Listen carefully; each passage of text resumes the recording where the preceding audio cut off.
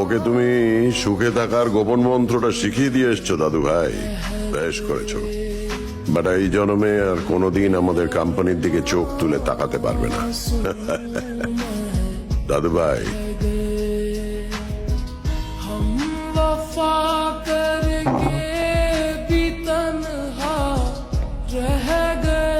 তুমি কি জানো আমার সুখের মন্ত্র কি? না জানলেও আন্দাজ করতে পারি। অশোক দেব বর্মনের সুখের মন্ত্র, সে তো আর ছোটখাটো কিছু হবে না। খুব বেশি কিছু চাই না আমি।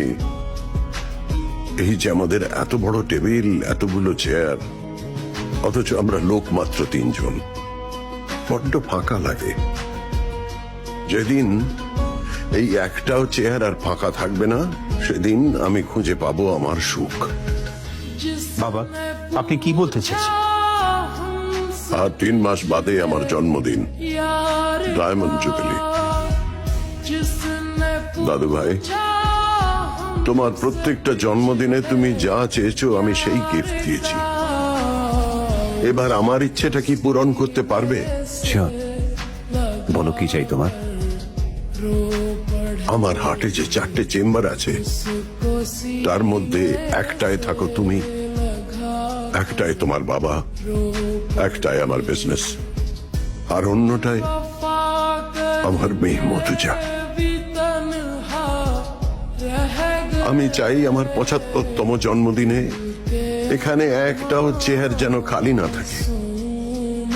সবকটাতে যেন আমার মেয়ে, জামাই আর আত্মীয় স্বজনরা বসে থাকে। তাদের হাসি, আনন্দ, আহ্লাদে এই হল যেন খিলখিল করে ওঠে। এটা কি খুব বেশি চাওয়া হবে? হ্যাঁ, বেশি চাওয়া হবে। আর শুধু বেশি নয়, অসম্ভবকে চাইছেন আপনি। অসম্ভবকে সম্ভব করাই তো আদির নেশা। ও পারবে না, পারবে না বাবা।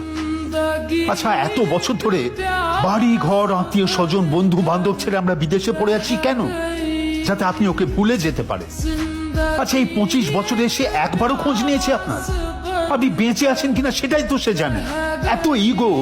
ইগো নয়, ইগো নয়, অভিমান। ও তো আমারই মেয়ে, অভিমান হওয়াটাই তো স্বাভাবিক। আমি আপনার ছেলে বাবা, মান অভিমান কিন্তু আমারও কম নেই। গত 25 বছর ধরে আমি আপনাকে দেখছি ওই হুইল চেয়ারটায় বসে থাকতে। পেরেছেন পেরেছেন একবারের জন্য ওই হুইল চেয়ারটার থেকে উঠে দাঁড়াতে? Dad, dad, dad, cool down dad, please.